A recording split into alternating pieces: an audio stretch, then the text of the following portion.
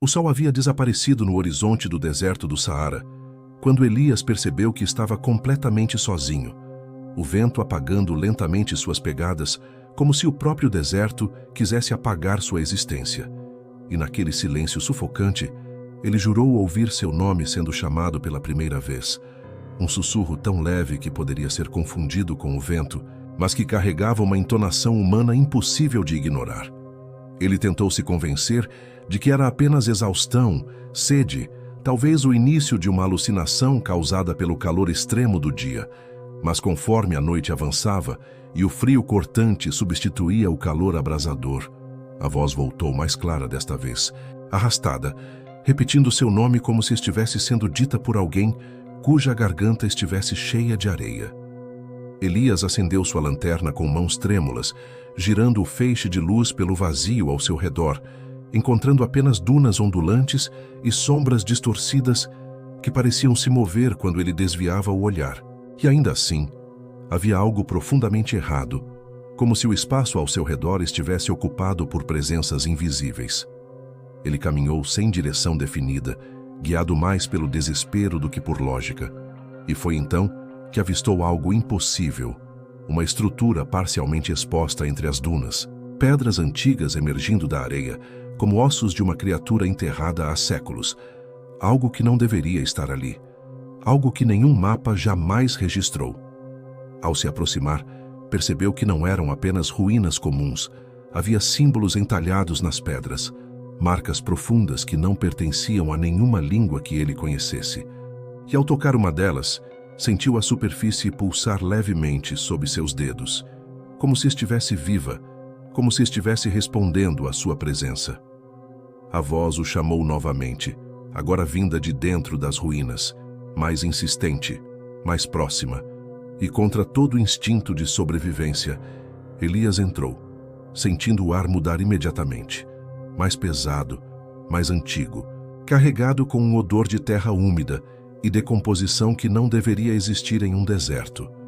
Lá dentro, o silêncio era absoluto, opressor, e as paredes estavam cobertas por inscrições que se repetiam em padrões quase hipnóticos, e conforme ele iluminava cada trecho, começou a perceber figuras humanas, desenhadas ao lado dos símbolos, pessoas caminhando para dentro da estrutura e nunca mais saindo. O coração de Elias disparou quando percebeu que algumas dessas figuras estavam sendo apagadas parcialmente, como se algo tivesse tentado removê-las, mas falhado, deixando apenas silhuetas distorcidas, presas eternamente na pedra. A voz agora não era mais um sussurro distante, ela ecoava dentro de sua cabeça, repetindo seu nome com urgência crescente, e misturada a ela, surgiam outras vozes, dezenas, talvez centenas, todas murmurando, todas presas em um coro desesperado. Elias tentou sair, mas a entrada que ele havia atravessado não estava mais lá, substituída por uma parede sólida de pedra, coberta por símbolos. E quando ele tocou a superfície, percebeu algo ainda pior. A areia estava começando a invadir o interior, escorrendo pelas paredes. Desesperado, ele correu pelos corredores estreitos, mas cada caminho parecia levá-lo de volta ao mesmo ponto, um labirinto impossível que se dobrava sobre si mesmo. E quanto mais ele corria, mais as vozes se tornavam claras, agora não apenas chamando seu nome, mas repetindo frases incompreensíveis. Foi então que ele viu as sombras, formas humanas nas paredes que não estavam gravadas ali antes, movendo-se lentamente, esticando-se, como se estivessem tentando se libertar da pedra, revelando rostos distorcidos em expressões de puro terror. Uma das sombras começou a se desprender, sua forma ganhando volume, até cair no chão com um som seco, levantando-se lentamente diante dele, seu corpo feito de areia compactada e ossos visíveis. E quando abriu a boca, foi a voz de Elias que saiu dela. Ele recuou tropeçando, enquanto mais figuras emergiam das paredes, cada uma carregando fragmentos de roupas e identidades de pessoas desaparecidas. Elias percebeu então o verdadeiro horror. O deserto não matava, ele absorvia, apagava e reutilizava, transformando aqueles que se perdiam em ecos, em peças de um sistema antigo e faminto que precisava de novas vozes. As inscrições nas paredes começaram a mudar diante de seus olhos, formando novas figuras, e desta vez ele viu a si mesmo sendo desenhado ali.